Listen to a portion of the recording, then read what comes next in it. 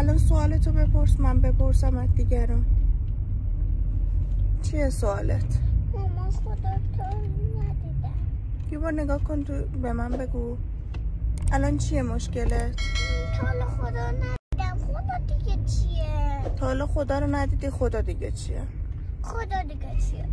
خدا دیگه چیه؟ خدا یه انرژی مثبته که همیشه حواسش به ما هست. نه چیه؟ نه چیه؟ گندم یه سوالای عجیبی از من میپرسه. گندم بپرس. مامان بله. دزدا چیا رو میدزدن؟ دزدا چیا رو میدزدن؟ سوال بعدی. دزدا چیا میدزدن؟